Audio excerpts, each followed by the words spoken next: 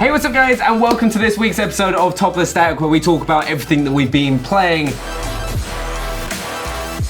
Okay, I've been playing Skyrim Special Edition, and I am well and truly deep. I am so hooked. I spent this entire weekend playing it. So it's the Special Edition, so it's got all the DLCs and everything added on. So it's got Dawn Guard and Hearthfire. Is that the house building? That's the house building one where you can have kids and a lovely wife and or husband.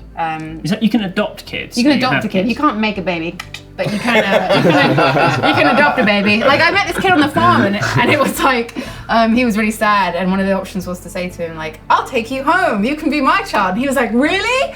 And then he said like, "Do you have a bed?" But I hadn't bought a house yet, so I was like, "No." He was like, "Oh," and then he lay back down on the hay, and he just lay there. He kind of looked like he was dying. You should have just lit him up with a fireball. Buster Ride. That explains it, because I played a bit this weekend, and I was just walking through the city, and a child came up to me literally out of nowhere and was like, just said, "Oh, will you be my daddy?" And I was just sort of like, No, that's fine. It's a little bit creepy, isn't it? A little bit. What are you playing as? I am Khajiit. Oh. Like, I'm sorry. What was that reaction? You're being judged. It's just like, you know, a person with a cat's face. And they've got such a like a stereotypical cat voice. Like, they're all like, hello. How is that a stereotypical cat voice? That's how all cats would speak. If they could speak. What? Hello. I would not imagine that being a cat. Oh, I find it so. That's the thing that puts me off Skyrim, is that like I'll be really digging it, and then I'll suddenly meet a man with a cat's face, and he'll be like, That's why "Do you you don't want like to it." buy some fur?" And I'm like, "Oh no." No, because the Khajiit, they're like sneaky cats. They're sneaky. They're sneaky bros. Like, you meet them on the streets, and they're like, I want some. Yeah, you've got the voice nailed. The cool thing is, obviously now, is that we have mods and it's fun. So Yeah, of course. There'll be plenty of interesting stuff on. yeah, so I went a bit crazy when you first do it, and just downloaded everything, and may have got overexcited because then my game was just like, no. no. So I dialed down a bit. But yeah, some really cool stuff. One of you can add like entire towns and villages, and there's like one of the ones involves this entire like 6-hour quest where you solve a murder mystery, and you can go back in time and stuff, like proper like hours and hours of gameplay. And just like little cool stuff, like when you look at the map, normally it's quite cloudy and you can't see stuff, and if you put this mod on, it just gets rid of the clouds, and like little stuff that you wouldn't think about, but when you use it, you're like, oh, actually that's really cool. I think that's the thing that I got really excited about Skyrim when kind of like the new remastered one is with the addition of mods. It's just going to open up so many more gameplay opportunities, because it's so fun seeing what people have actually created and like added and just made a game that was already epic even better. Exactly. And it just means just like, even if you just want to have like a mess about for an hour or two, you can find some stupid mods and just like mess around. Yes. And it just makes the game so much fun. Just like, all right, yeah, I'll just fight hordes and hordes and hordes of enemies in one go, and just like see how giant chickens with Thomas the Tank Engine faces. I was going to say that's the one I'm really interested in. Can you actually get the Thomas the Tank Engine dragon? You can get, I'm not sure about the dragon, but you can get the Thomas the Tank Engine follower, who is like it's like a black stick man, like, you know, like a spindly stick man with a Thomas the Tank Engine face on that just follows you around, and it's so creepy. You can make it rain trains. Oh, you can make it rain trains, yeah. There's a Randy Savage dragon as well, which I've seen. Oh, amazing. Where they like replace the head with Randy Savage. You just like, there's some really awesome ones. I'd really like to see some. That just reminded me of what I've been playing. What have you been playing? Because you said Randy Savage, one of the classic weapons in well, because I've been playing too. I've been playing Infinite Warfare, Modern Warfare Remastered. Obviously, I apologise for everyone. I'm going to be amazed how you're going to turn Lydia's Randy Savage Dragon into Call of Duty. No, I'm looking forward to it. Because there is a shotgun, which is a classic shotgun, which is the Spaz, right? Spaz 12, right? Called the R Savage. In Infinite Warfare, it's one of the weapon variants, so you can get a Randy Savage shotgun. I'm gonna make you a graphic for that. Right, if you want a Randy Savage shotgun, right, it's in Infinite Warfare. But I've been kind of focusing a lot on Modern Warfare Remastered over the weekend, because I played an absolute ton. I'm kind of disgusted with myself with Infinite Warfare. It's kind of bad for me. It's fine. But like Modern Warfare Remastered has actually been this huge nostalgia kick to me, because it's kind of the game that got me into the franchise. I think it got a lot of people into the franchise. I Yeah, it's a real classic. Yeah, when you go to go, what COD games was your favourite, or what COD game got you into COD, and everyone's like Modern Warfare because It's the one, isn't it? Yeah, for sure. Me too. And it's actually so nice going back to having like feet on the ground, right? Because like it's COD now is so fast paced. It's like wall running, people are jumping all over the place, like missiles going. It's just nice to have that kind of that bare bones game with 3 kills as a UAV. 5 kills as an airstrike, Straightforward. 7 kills as a chopper, and the rest of it is all just kind of gun kills. It's all standard. There's no one calling in metal dogs. There's no one kind of getting this like eraser pistol that just kind of melts you. That's definitely a thing, isn't it? Because I think that it has that accessibility that some of the newer games take. Because people play so much COD, you need that depth. So they're looking for that thing where you have to play the game for a million hours to kind of understand all the perks to really get the most out of it. Whereas I did feel with that version, it was just kind of like straightforward. You can stick anyone in. Everyone's on the same level playing field. Everyone kind of gets it. It's pretty quick and easy to get. Like I understand why it's evolved over time, but at the same time, it's nice to go back yeah. and just kind of re-experience all those kind of situations and like play some of those old school classic maps as well. Like Bog is so good. I really like the one with the 2 blocks of flats. Yeah. Where you're sort of sniping across that kind of courtyard. I can't remember what it's called. I know want to say exactly it's what you called mean. Block.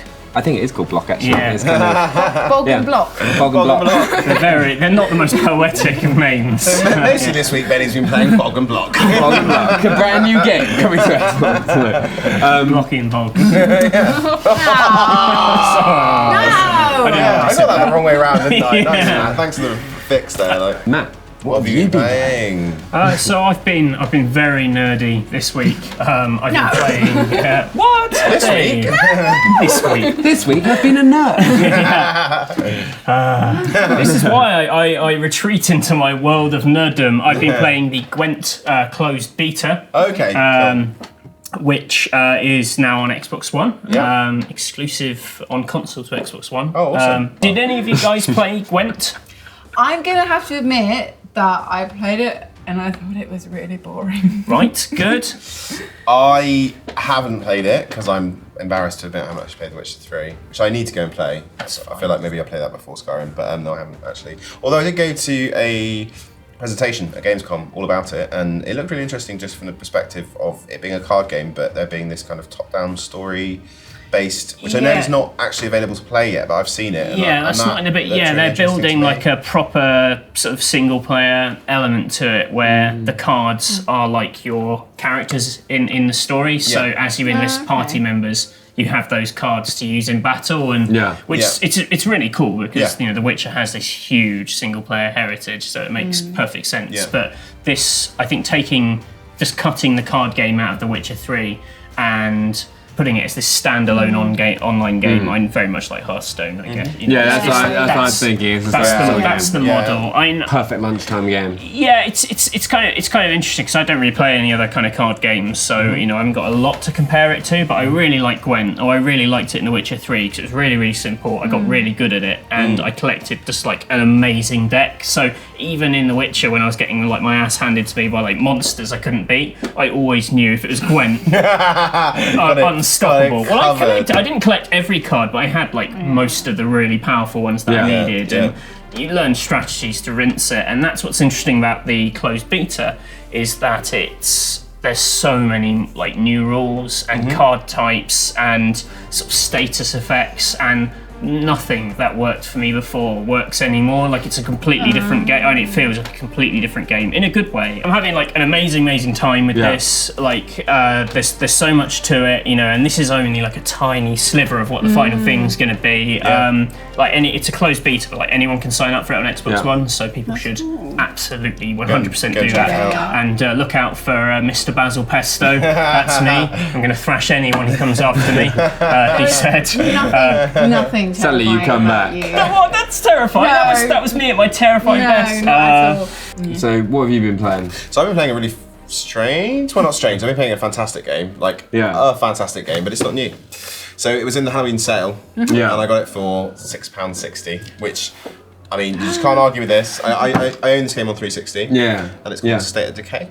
So this game is awesome. So I'm a massive fan of survival games, but like true kind of hunger and all those types of aspects that aren't really in very many console games. Yeah. And there's a lot of PC games that really cover those bases.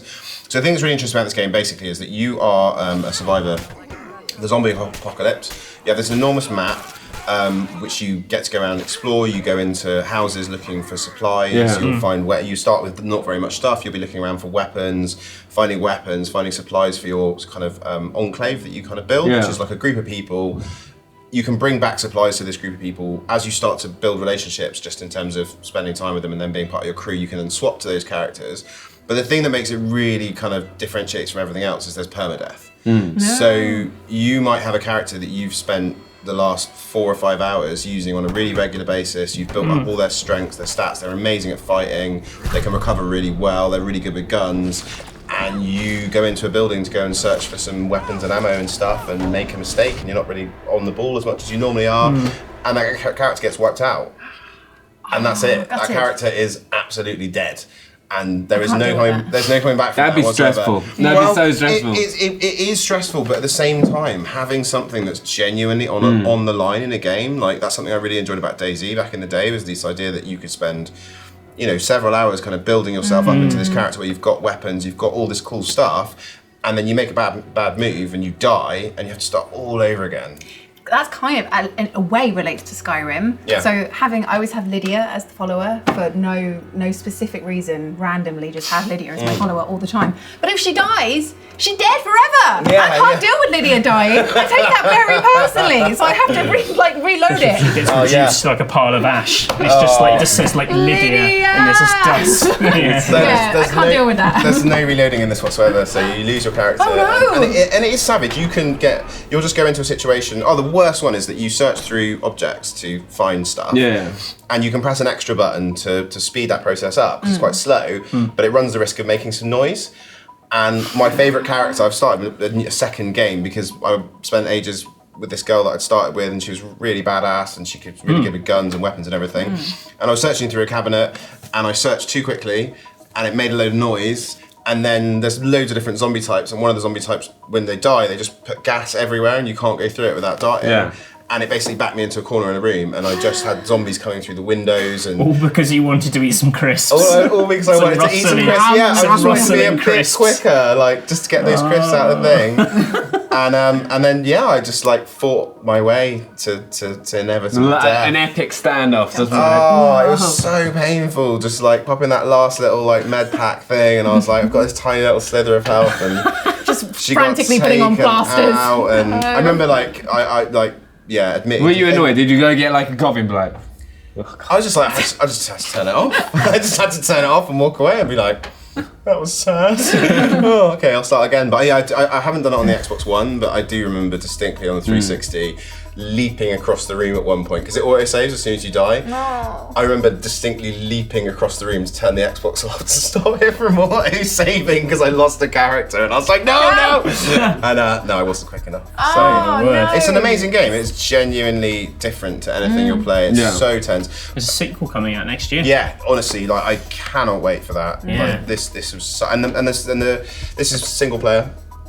It's really, really good fun, but it's single player, and the sequel's gonna be multiplayer. We can all play together. Yeah, we're gonna have to play that game. Honestly, I can't. There's nothing on console that compares to it. Really, there is nothing out there like that. Worth checking out. And if you can get it on sale, I paid £6.60 for it. It's one of my favourite games of all time. So yeah, a bit out of date, but absolutely loving that. Yeah. So there we have it, guys. That's this week's episode of Top of the Stack. Let us know what you think in the comments below. And if you haven't already, hit that subscribe button so you don't miss out on any more content from us. And if you enjoyed this video, smash the like button and check out yesterday's list feature. We'll be back tomorrow at 6 PM with brand new content. Bye.